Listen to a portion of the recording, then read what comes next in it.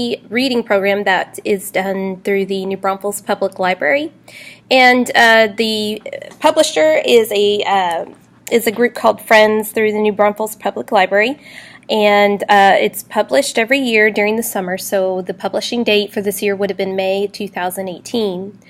What this reading program implements is a tic-tac-toe chart that the students can get through. They can go week by week, or they can just kind of pick and choose.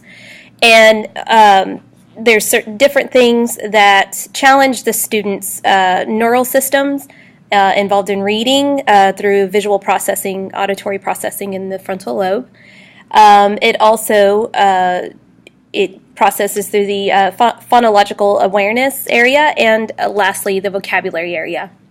What I like about this reading chart is that I can implement it also into my own lesson, and I have. What it does is it really focuses mostly on the left hemisphere of the brain, because a lot of the projects that the kids can do really have to do with what they have just read, such as reading an award-winning book, read a book recommended by a friend, read for 30 minutes. And from what I've learned in the book, that's probably not always a great thing, because girls mainly work with the left hemisphere of the brain rather than the right, in which boys think systematically or read systematically, and would do better with images, visuals, things like that. So I'm really going to have to go back to this reading program and decide what I'm going to implement in order to get my boy readers, my male readers, to really be engaged and understand what it is that they're reading. One of the things that I'm going to try is going to be draw an image while they're reading, and that way when I come over to ask them what their images are, they can relay it through the book and what they have just read. So the way that this has helped with the neural system involved in reading is that, of course, first of all, they have to look at the words, sound out the letters, which includes the phonemes, and lastly, it'll transfer through the angular gyrus process, and which we've been, teaching them since they were little, which I found very interesting as well. I didn't realize that the mind was not originally set up for reading. That was very interesting.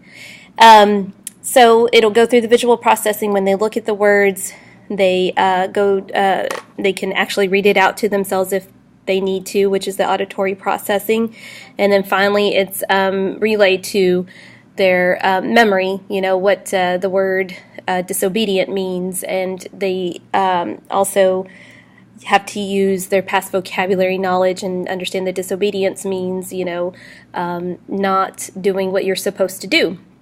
So phonological awareness, that has a lot to do with the auditory processing as well, understanding what you're listening to, and also processing, the way that you read it and how it should be read with the grammar. This is also a bit of a struggle that I've had with my students, because they tend to just read in fragment sentences, or they just read without any kind of breath. They don't stop at periods. They don't add an exclamation where it needs to be. So that, I think that's really all about that phonological awareness. And so this reading program, that would be something else I would need to implement, is getting my students to understand that, grammar is very important and adds a lot of purpose to the story.